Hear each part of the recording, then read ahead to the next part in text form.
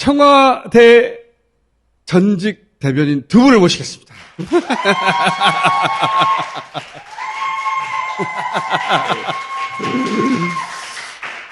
자, 김영기 의원님이 사수였죠? 제가 부대변인 할 때 네. 대변인으로 오셨죠. 그렇죠. 네, 머리 하셨네? 잘랐어요. 아침에 드라이기 귀찮아가지고. 네.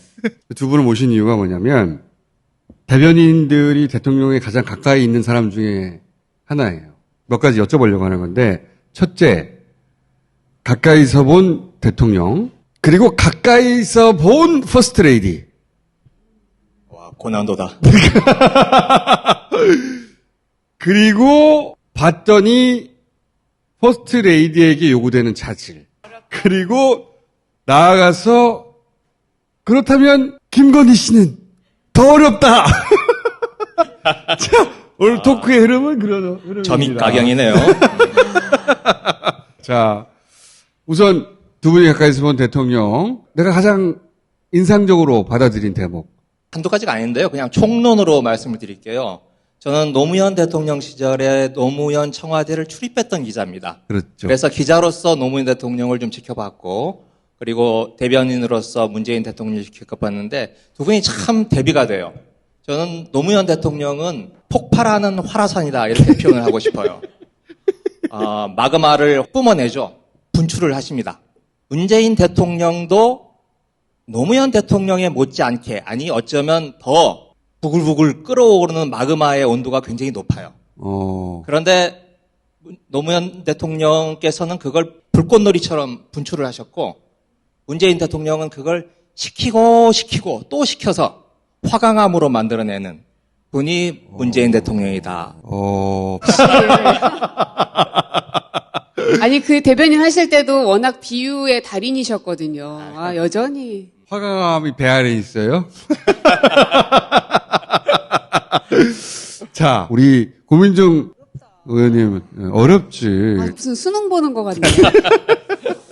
일단 저는 부대변인하고 대변인을 해봤으니까 참 부드러웠던 남자가 무섭게 변한 사람이 문재인.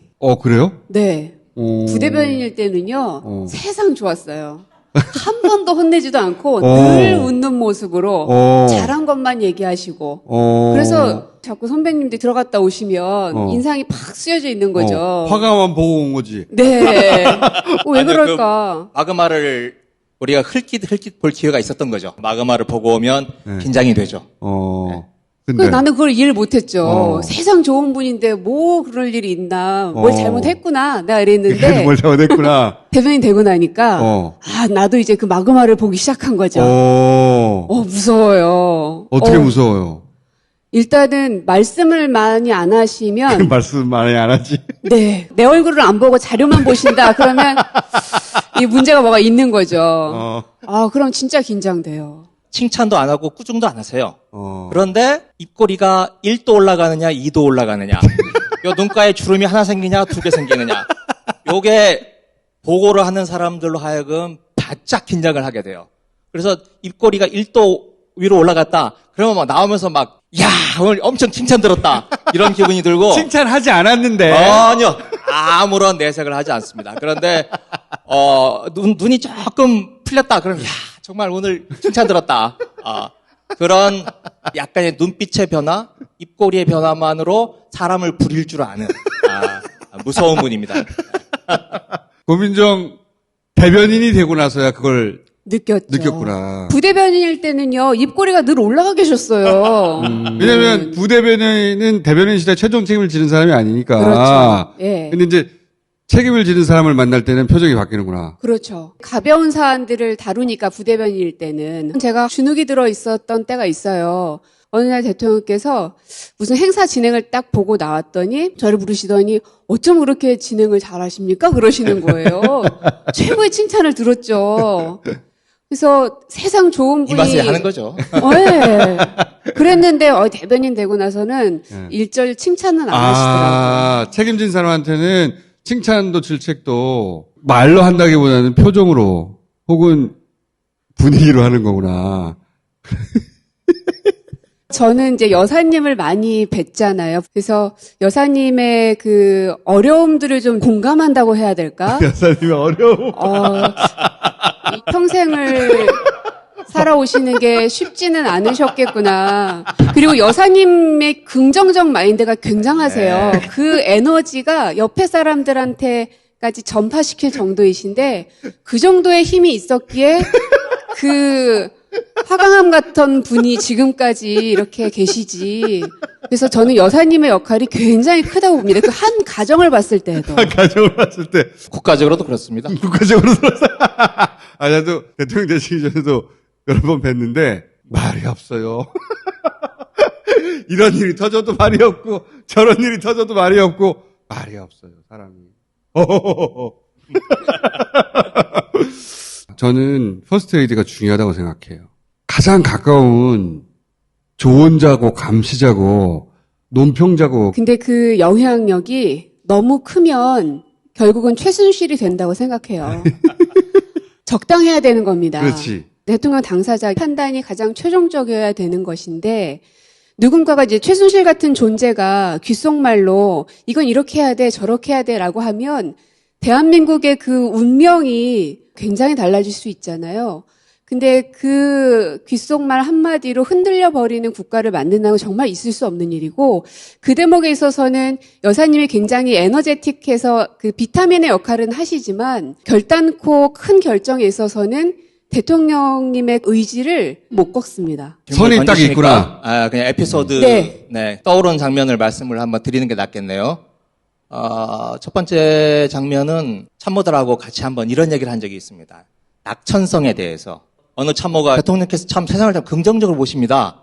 이렇게 말을 건넸더니 대통령께서 낙관적인 자세로 삶을 살아야 어려움이 닥쳤을 때 그걸 풀어나갈 수 있는 에너지가 생기고 또 헤쳐나갈 수 있는 용기, 남을 설득할 수 있는 힘이 생긴다.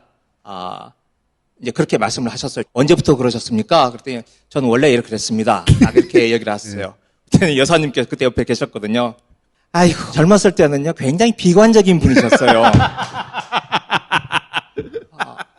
그런데 정치를 하면서 어려움을 이겨내기 위해서 자기 최면을 걸었다. 여사님의 이해도, 그리고 현명함, 이런 것을 좀 볼 수 있는 한 대목이 있었고요. 평창 동계올림픽 때였는데, 별거 아니었어요. 긴 패딩을 입고 이제 선수들한테 손을 흔드는데, 요 패딩 위에 단추를 하나 더 채우느냐, 덜 채우느냐. 를 가지고, 두 양반이 서로 견해 차이가 생기는 거예요. 그러면서 그때 그런 생각이 들었습니다. 대통령께서 유일하게 화를 낼 수 있는 상대가 여사님이시구나. 만일 그것마저 받아줄 데가 없으면, 이런 생각이 들었고요. 하나 더 들자면 그런 이야기 하셨어요. 사람 만나는 걸 어려워하신다. 그러니 나라도 해야겠다. 라고 하시면서 여사님께서 굉장히 많은 분들을 만나시고 도움을 받았던 분들에게 인사도 하고 감사의 말씀도 드리고 그런 역할을 굉장히 많이 하십니다. 그러니까 하나는 자연인 문재인이 숨 쉴 수 있는 네, 그렇죠. 쉴 산소호흡기 그런 상대고 네. 진짜 천생연분이에요, 두 분. 네. 그리고 이제 낯을 가리는 문 대통령의 빈 구석을 채워주시고 우리 문재인 대통령은 진짜 찢어지게 가난하게 자라온 분이시잖아요. 그에 비해서 여사님은 동대문의 큰 포목점집 딸이었어요. 70년대 음대, 미대 이런 데 다니는 건 좀 부잣집 때 다녔잖아요. 아주 가난한 문 대통령을 부잣집 딸이 이제 찍은 거죠. 그렇죠. 왜냐하면 잘생겼거든. 되게 공감하신다. 근데 두 분이 정말 잘 만났다고 느낀 대목이 정상회담이 여러 차례 있었잖아요. 부부.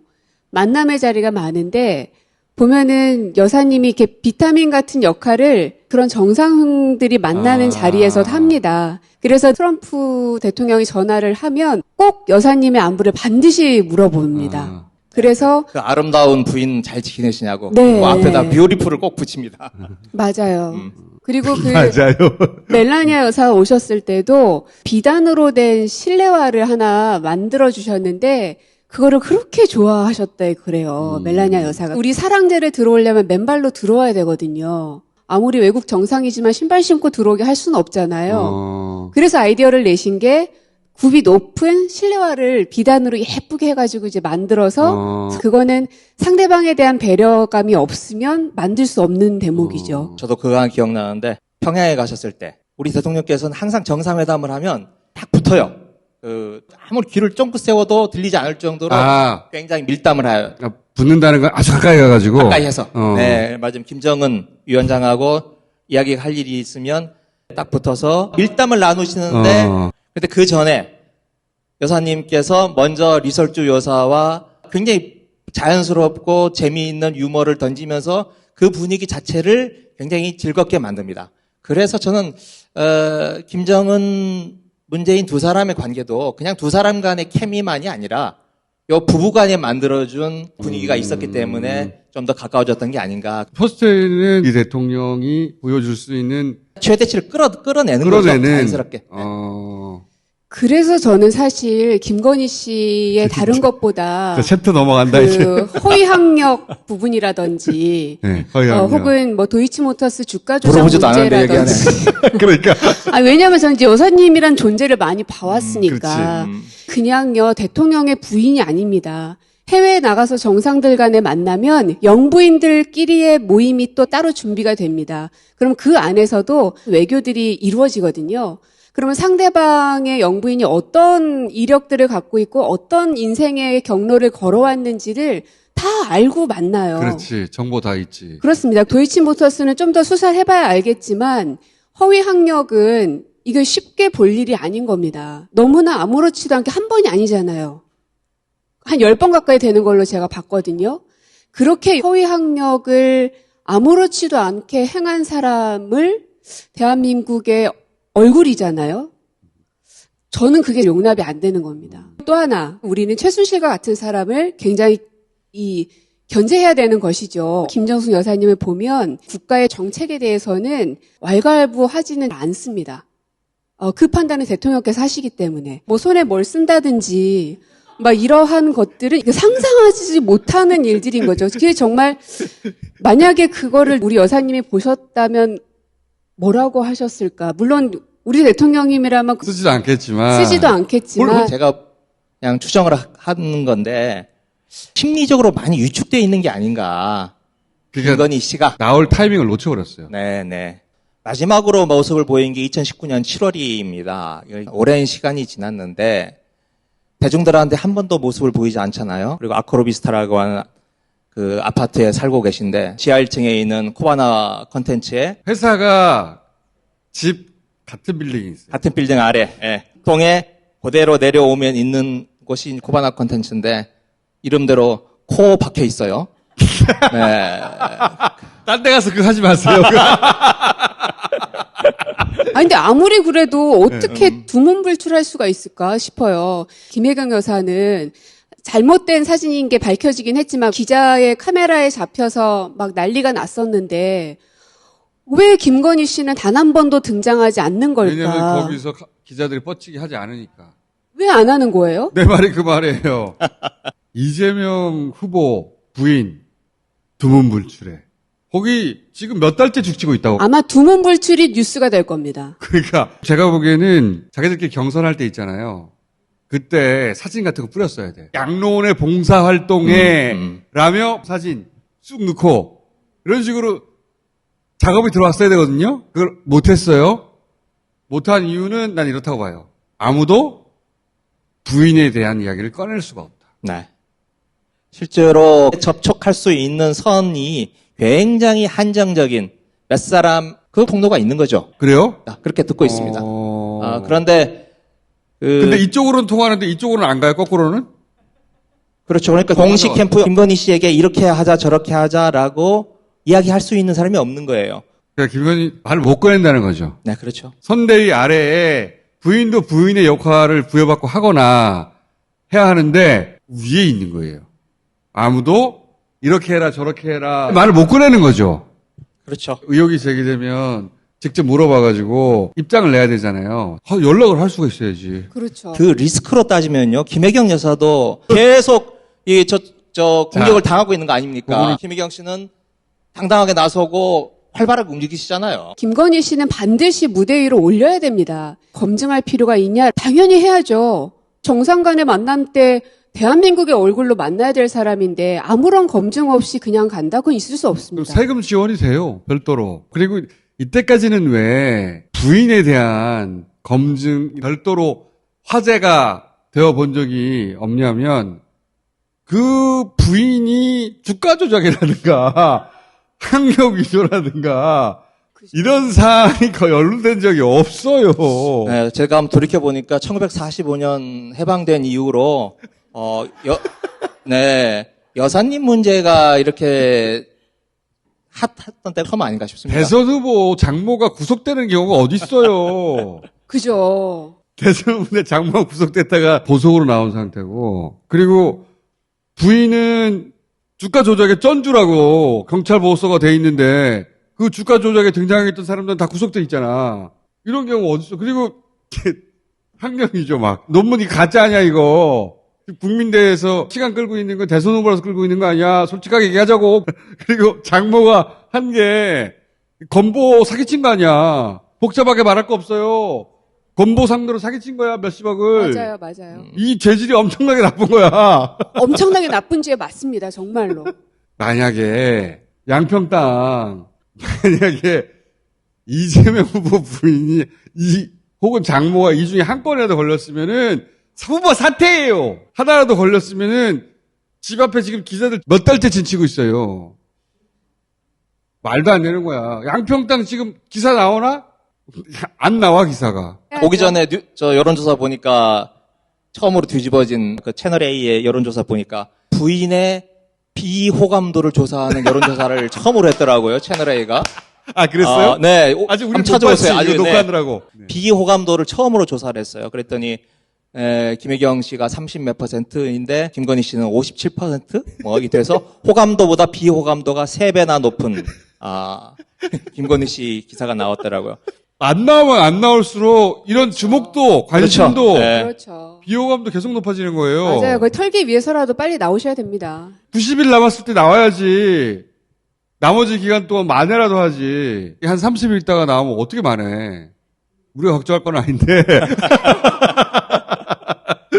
이번에는 두 후보의 배우자가 젊어요. 굉장히 활발하게 사회적 액션을 취할 수가 있어요. 미국 같은 경우는 영부인에게 제도적 뒷받침이 있는 걸로 알고 있습니다. 이제 우리나라는 영부인에게 권한이라는 게 마땅치가 않은 거예요. 이제는 조금씩 제도적 권한을 좀 부여해 줘야 되는 거 아닌가. 이제 우리도 변해야 되지 않나 싶습니다. 알겠습니다. 근데 김건희 씨에 대해서 왜 나오라고 말을 못하는 걸까요? 김의겸 의원님이 좀 취재하신 거 있지 않습니까? 네, 뭐 시기를 놓친 것 같고요. 그 저는- 리스크가 가늠이 되면 선수를 링에 올릴 수 있죠. 그런데 지금은 파악이 안 되는 거예요. 이 사람을 링에 올렸는데 이길지 질지를 넘어서서 이거 KO패를 넘어서는 어떤 참상이 일어날지를 가늠이 안 되니까. 왜 가늠이 안 되는 겁니까? 네, 하여튼 뭐 취재 중입니다. 툭툭 몇 마디만 하고 가세요, 그러면. 마이크가 주어졌을 때 어떤 이야기를 하고 그리고 그게 대중들에게 어떻게 비춰질까에 대한 두려움이 있다고 생각을 합니다. 근데 이제 김혜경 씨가 인터뷰를 했잖아요, JTBC. 그런 거 생전 안 보는데 내가 봤어요. 보셨어요? 궁금해서 봤는데 이기기 힘들겠어. 그 인터뷰를 이기기 힘들겠다고.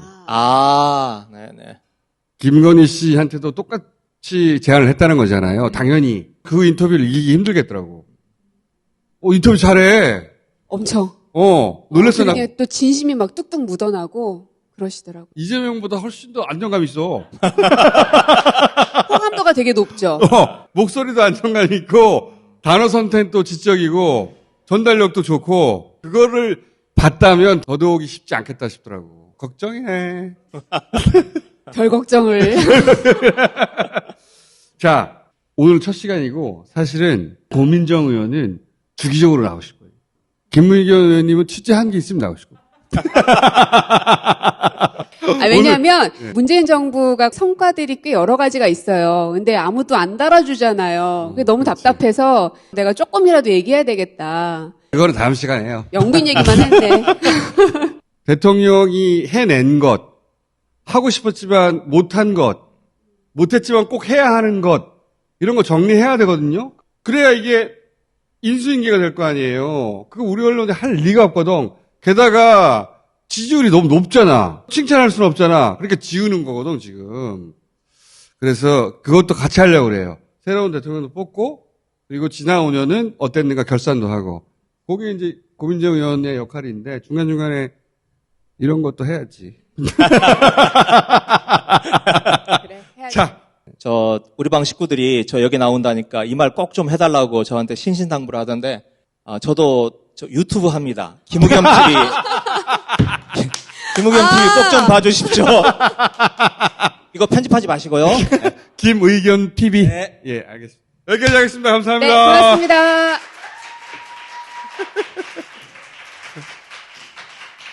들어가십시오. 아, 야, 이게 그거다. 서울대 간다며. 이거 한번 볼래요? 윤석열 후보님의 지금까지 스탠스를 보면 좀 모호하다고 생각되는 부분이 있습니다. 한마디로 선민선입이냐 아니면 중산층 선입이냐 중 어디에 포커싱을 하실 것인지 원초적으로 여쭙고 싶습니다. 아주 좋은 질문이신데요. 서민이라고 하면 저는 이제 좀 경제적으로 아주 어려운 그 계층에 속한 그런 이제 취약층이라고 이제 본다면은 취약층을 어느 정도 끌어올리는 거는 중산층을 두툼하게 하는 거에 더 우선되는 것이고요. 예를 들면 이런 겁니다. 우리가 국민들이 건강하게 살 수 있도록 여러 가지 뭐 이런 운동이라든가 이런 사회적인 시설 이런 걸 하고 건강을 위해서 노력하고 이러는 것이 중요하죠. 그렇게 하면 그 사회 생산성도 올라가고 사회가 더 행복해지고 의료비도 줄어들고 하지만 일단 아픈 사람은 고쳐야 될 거 아닙니까? 그죠? 그렇기 때문에 빈곤에 대해서 손을 뻗쳐야 되는 거는 국가의 이런 기본적인 안전 의무 다음에는 경제사회적인 국가 임무 중에 가장 첫 번째 임무고요. 그리고 나면은 지금 말씀하신 중산층을 두텁게 하는 그러니까 모든 어떤 그 장기적인 지속 가능한 그 전략 정책의 목표는 그건 그 중산층을 두텁게 하는데 저는 있다고 봅니다. 이게 좀 충분한 답이 됐을 리는 좀 어떨지 모르겠습니다만은 현재 대한민국의 언론 소비 유통 구조가 많이 왜곡이 돼서 네. 대한민국의 언론사는 네이버하고 다음 두 개뿐이다 이런 말이 있습니다. 신문과 방송통신사들은 포털에 기사를 납품하는 납품업자가 돼 있다 이런 말들을 저희 기자들은 스스로 합니다. 최근 이제 국회에서 제기된 포털 개혁 입법에 대한 후보님 입장은 어떻습니까?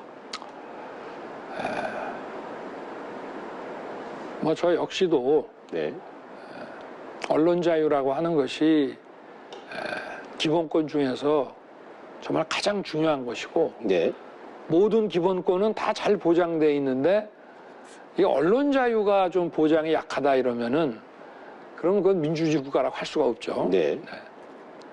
근데 저는 이제 이 포털과 개별 언론사와의 관계 그 자체보다도 네. 더 큰 관점에서 네.